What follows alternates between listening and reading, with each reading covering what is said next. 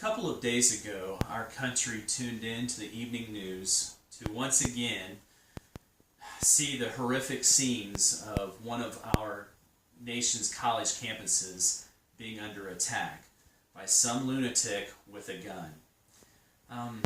And this kind of violence is becoming very, very common. As a matter of fact, a USA Today study shows that since 2006, more than 200 mass killings have taken place in our country. Mass killings happen about every 2 weeks, according to that study in USA Today. And half of all those mass killings are actually family related. And I think that it's actually going to get worse before it gets better. As a matter of fact, the Apostle Paul wrote a letter to his young prodigy, Timothy, saying that in the last days, that in the end times, that the love of many is going to wax cold, that evil will prevail, and that there's just going to seem to be no answer.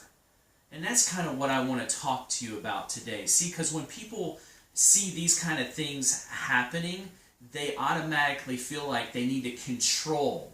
They need to control guns. They need to control who's getting guns. And I would say, I don't think that that's what it's all about. A gun's not evil. It's an evil-hearted person with evil intentions that does evil things. And that's what happens. And that's what happened just this past week. I would propose that there is something that we can do, even though it seems insurmountable. You see, another study in the Journal of Marriage and Family showed that kids from a two-parent family were much less likely to get in trouble at school, to be expelled from school, and to commit violent crimes. There's a breakdown in the family. There's a breakdown in relationships that are important to all of us. And I think that we can all make a difference, even though it may seem overwhelming and too big for all of us. There is something that we can do. I once heard a well-known pastor and teacher and author, Andy Stanley, say it this way: do for one what you wish you could do for everyone. In other words, you don't have to help everyone. You don't have to solve all the world's problems. But if you just make a contact, a connection with one person in your sphere of influence that really needs you, you can make a huge difference.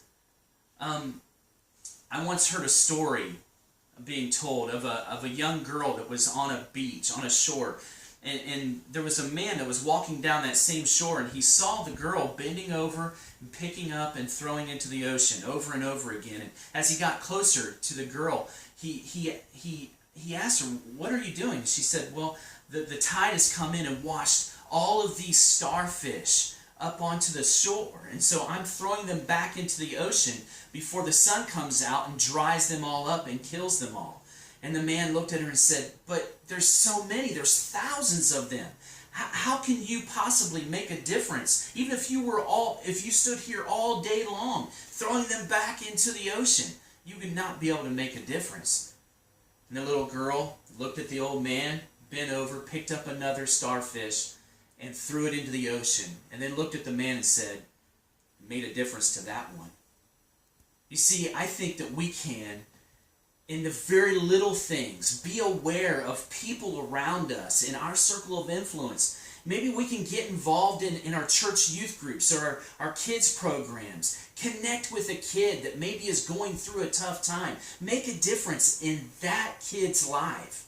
And who knows how that may impact that kid for the rest of their life.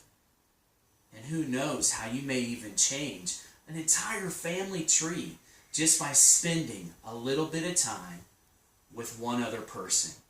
Do for one what you wish you could do for everyone, and it'll make a big, big difference.